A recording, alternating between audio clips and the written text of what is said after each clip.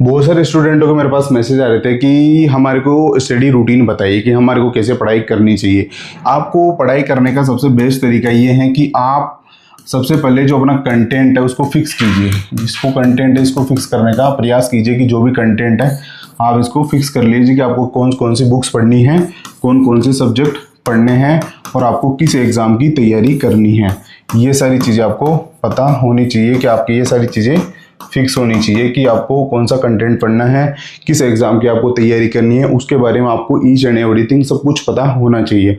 उसके बाद आपकी फर्स्ट प्रायोरिटी बनती है कि आपका जो वीक सब्जेक्ट है, जिसको आपको लगता है कि यार ये मेरा वीक सब्जेक्ट है, उस सब्जेक्ट पे सबसे ज़्यादा फोकस कीजिए कि इस सब्जेक्ट को मुझे सबसे पहले स्ट्रॉन्ग बनाना है। मैथ्स वीक हैं, उनको लगता है कि उनकी पॉलिटी वीक है, तो आपको खुद को सबसे ज़्यादा खुद के बारे में पता है कि मेरा कौन सा सब्जेक्ट कमज़ोर है, मुझे कौन सा सब्जेक्ट को सबसे ज़्यादा टाइम देना है, इसको सबसे अच्छे से करना है।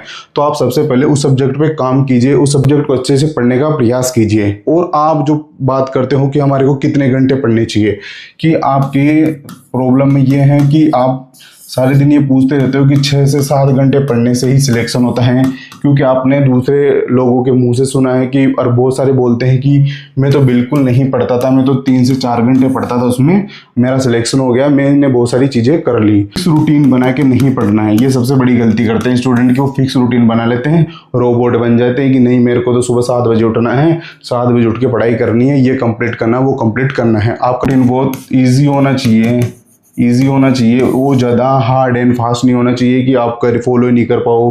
आपके साथ क्या होता है कि आप बहुत भयंकर रूटीन बना लेते हो, फिर आपसे अगर वो 2 दिन फॉलो होता है, तीसरे दिन आपसे फॉलो नहीं होता है, तो आप खुद रिग्रेट में चल जाते हो। आप रिग्रेट में जाते हो तो रिग्रेट में 2 से 3 दिन आप रिग्रेट में निकाल देते हो। फिर 4th डे आपको वापस मोटिवेशन लौटता है, फिर आप वापस वही टाइम टेबल बनाते हो। अपनी प्लानिंग बहुत अच्छे से करते हो, आप प्लानिंग में कोई कमी नहीं है, आपकी प्लानिंग 1 नंबर करते हो आप, प्लानिंग में कोई दिक्कत नहीं है, बस उसको फॉलो नहीं करते, उसको एक्शन में नहीं लाती, इसकी वजह से चीज़ें बिगड़ जाती है आपकी लाइफ में। तो आपके लिए सबसे बेस्ट ये है कि आपको इन सब चीज़ों में नहीं पढ़ना है। यदि आपने किसी एग्ज़ाम को टारगेट किया है, उसके बाद इसका टाइम लिमिट सेट कीजिए, 1 साल, 2 साल या लास्ट 3 साल।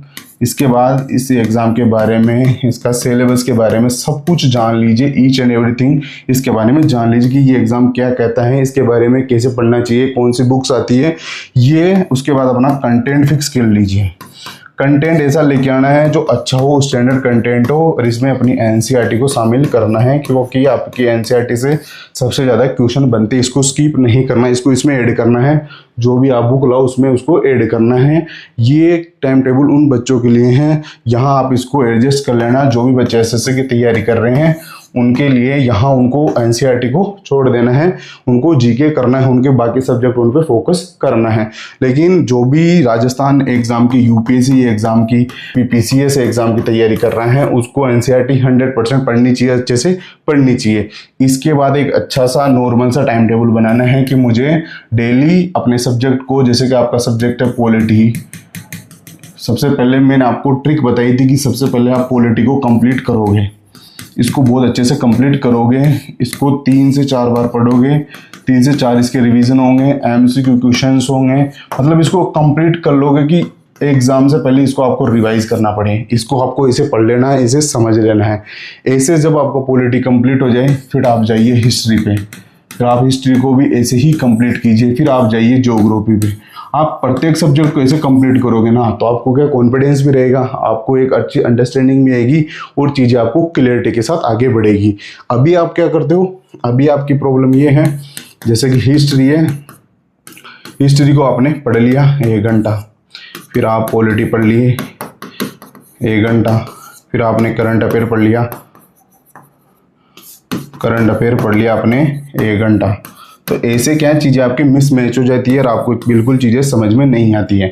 आपको क्या है, सब्जेक्ट वाइज कंप्लीट करना है। आप एक सब्जेक्ट को टारगेट करते हो, जैसे कि आपको पॉलिटी पढ़ना, तो आपको 100% एफिशिएंसी के साथ काम करते हो कि इसको मुझे कंप्लीट करना है, इसके मुझे 3-4 रिवीजन लगाने हैं, इसके साथ मुझे एमसीक्यू क्वेश्चन सोल्व करने हैं, जो पहले एग्जाम में क्वेश्चन आ रखे हैं उनको मुझे सोल्व करना है। ये सारी चीज़ें आप अच्छे से कर लेते हो तो फिर आपको बहुत अच्छा कॉन्फिडेंस आता है, फिर आपको कोई डाउट नहीं रहता उस एग्ज़ाम को लेकर। तो इस स्ट्रेटजी के साथ पढ़ो, सिंपल स्ट्रेटजी के साथ पढ़ो, किसी की देखा देखी मत करो कि कोई 10 घंटे पढ़ता है, कोई 12 घंटे पढ़ता है।